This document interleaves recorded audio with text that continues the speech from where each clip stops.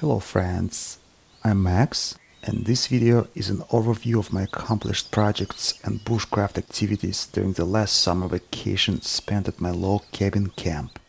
During that month, I improved the creek's dam, assembled a water wheel powered mill, made a bushcraft tool rack, fastened and tested a DIY clogger's knife, repaired the cabin's door that was broken by an intruder, established a small garden, as well as milled flour and coffee for more bushcraft culinary experiments. Because it would be impossible to publish a detailed video showing every project, this video will be an overview compilation. The primary project that I worked on during this 30-day stay was building a water wheel powered mill. I finally fulfilled my old dream to bake hearth bread using homegrown wheat, dehusked and milled on the spot. As soon as I arrived to my log cabin camp and brought a few basic tools from the boat, I began to work on establishing a mini garden to grow lettuce, radish, and other fast-growing vegetables. I fenced a raised garden bed using birch cherry branches and filled it with sapropel, a dried organic sludge collected from the bottom of my pond that I mixed with leftover compost used at my tree nursery last season. This is some onion that reseeded itself from last year's crop. I didn't bring my fishing landing net this season, so I had to make one to collect the pond's sludge. To make a makeshift landing net, I used an old polymer bag and a spare kayak's rib bent from a fir branch. To prepare the polymer bag for assembly, I first pulled out some threads to make the fabric more water permeable. This primitive contraption helped me to clean the pond and to fertilize the vegetable bed all in one step. Now it is time to plant seeds. Knowing that I'm pretty far north, I use the fastest germinating vegetable seeds for risky agricultural zones. However, I only managed to grow a mediocre crop by the end of the stay, as the summer was particularly cold that year. The night temperature dropped to 45 degrees Fahrenheit, 8 degrees Celsius. Once done with the immediate task of seeding plants and clearing the passage to the lake shore, I continued to move tools and supplies from my boat to the cabin camp. In fact, I was doing it on and off for the rest of the week. As I approached the cabin, I noticed that my bear-proof door was challenged by a two-legged antagonist armed with a pry bar, as evidenced by these pry bar marks. The intruder only managed to partially break the door, as it was a bear-proof door after all. I can see how the door was damaged, but I can't understand why someone would want to break an unlocked door. Perhaps someone has an explanation. I am at my wit's end. In any case, I plan to take out the door from its frame to tighten the gap between the two slabs this season. When building the door, I knew the white slabs would fully dry in a year, which would result in a gap widening, even though I hammered a spline between the slabs. This is why I installed dowels only on one end of the door's dovetailed rails. In order to take my pin-hinged door out for repair, I had to lift the door frame's header along with the whole roof using a post and two wedges. This roof lifting procedure is not complicated. I've done it more than once when installing the door. I even kept the original wedges. Unexpectedly, the next step was more time-consuming. It took me about 20 minutes to hammer out the rails dowels. The dovetailed door rails came out easier. The intruder most likely came here in a snowmobile and had some tools with them. Since then, there was enough time for tempered slabs to slightly warp, which means I will need to correct the door's geometry, a repair I didn't count on doing. Luckily, I had my giant two-hand chisel with me. It is a perfect tool to shave, cut, and even smooth large surfaces if you don't have a hand plane with you. Once done with correcting the dovetailed joint's geometry, I joined the door's surfaces using a scrub plane, a present from my friend Alex Siegfried. Alex, thank you for such an excellent German tool. Then I inserted a new spline into the grooves between the slabs, assembled the door, and hammered in 2 dowels into each horizontal rail. Lastly, we need to install a door handle.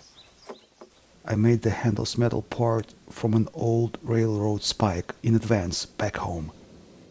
Making the door handle is a very basic blacksmithing project, while the final result looks quite advanced. As long as you have a place to heat up a railroad spike, you can easily make such twisted door handle that has an illusion of a fancy design. I foresee a question about its ergonomics. Even though my door is quite heavy, the handle's twisted edges don't cause any discomfort during its use. To make the handle go along with the cabin's rustic design, I made the rest of it from curvy pine branches. Before fully installing the handle, I smoothed the door's surfaces with a hand plane to complete the restoration procedure. I'm also planning to finish it with oil, so it won't look much lighter than the aged cabin's logs. Because I'm right-handed, I decided to install the handle slightly counterclockwise for better ergonomics. Now, with the new handle in place, the door carrying task has become much easier. In order to install the door back, all you have to do is insert the pin hinges into the round mortises and hammer out the wedge. The header will drop back under the roof's weight, securing the door's upper pin hinge. When I installed the door and published the video about it, some people warned me that the pins will wear off fast. However, after using it for 2 years, I haven't noticed any wear on the wooden hinges at all. It looks like the handle fits the surrounding style. I'm also thinking about making a metal or wooden latch for the door as a functional decoration. I would appreciate getting any design ideas from you guys, as I couldn't decide on its style for quite some time. Lastly, I finished the door with an end grain wax finish, mostly for looks, as the roof's extra long overhang provides a good rain and snow protection. I hope that next time nobody will try to break in through my unlocked door with a crowbar, but rather just use handle as a courtesy instead. After about a week after the door was finished with oil, it got noticeably darker and no longer stood out against the old logs. Meanwhile, I have to get ready for my main project of this season, the water wheel-powered mill. I prefer to start such large projects with time-consuming, meticulous preparation. It will require making special tools, jigs, and setting up a workspace. I made a wooden mallet and rebuilt an old workbench. Once I roughly shaped its head with a chainsaw, I decided to use my homemade clogger's knife. The huge knife requires a base with a properly attached pin to operate. I haven't made a dedicated base yet, and to save time, I decided to install it on my shaving horse for now.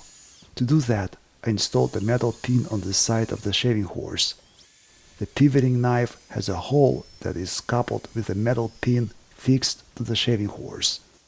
This is not a traditional solution, but I decided to make it like this anyway.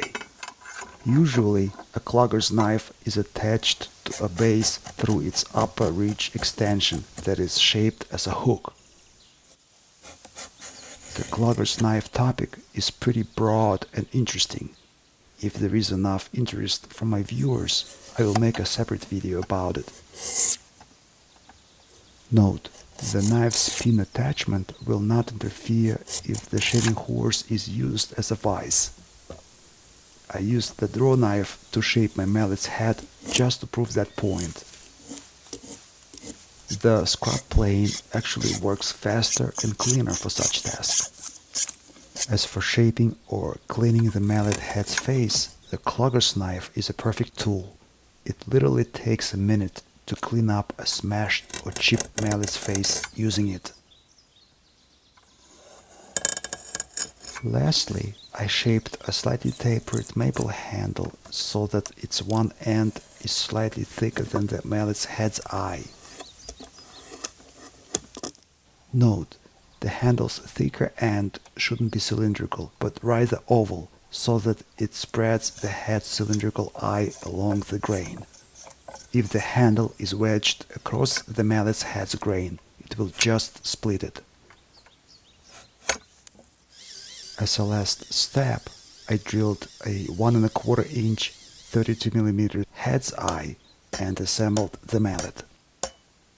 Now I have a much needed tool that you will soon see in use in my upcoming projects, such as making a topsy-turvy workbench, building a water wheel, making a bushcraft tool rack, building a primitive lathe from a log, and more. And a few words about restoring and modifying my workbench made from a falling tree that I used as both a lathe and a workbench to make most parts of my water wheel. You might remember I milled 3 long slabs from this falling pine and then used it as a workbench under a canopy. Even though I protected this improvised workbench against rain, it dried out and slightly warped over the years. It is time to straighten its surface. I didn't have a jointer plane, which would be an ideal tool for the task, so I used my trusty scrub plane to flatten the workbench's surface as much as I could. You might have noticed a bunch of round openings on the workbench's top and sides. They significantly expanded the workbench's functionality. Some of the openings were used as bench dog holding holes, while others were used as a part of an improvised lathe. I used the modified workbench to make most of the parts for my water wheel project. This lathe-looking contraption was necessary to make precise axial holes in my water wheel's shaft to prevent the shaft's deflection, runout, and vibration. By manually rotating the massive octagonal shaft on the improvised lathe, I drilled 2 perfectly centered axial holes. This water wheel project was a case that proved thorough preparation pays off. It was later quite easy to properly install the water wheel on a dam with no shaft runout or vibration. This is the preliminary story about my summer projects that I organized chronologically, as most of them are interconnected. You can suggest what project you would like to see in more detail in the next episode. This is Maxi Gorov from St. Petersburg, Russia. If you liked this video, perhaps you could share it with your friends. Let good people watch good videos. P.S. I only produce 1 or 2 videos max a month, and if you don't want to miss new content like this, subscribe and click the notification bell to stay up to date with all of the latest content. Due to new YouTube's recommendation algorithm, its notifications have become more unstable otherwise. PPS. Below I left a link to my DIY projects playlist, as well as playlists about my log cabin building, bushcraft projects, kayaks making, and outdoor cooking. I hope to see you back on Advoco Makes.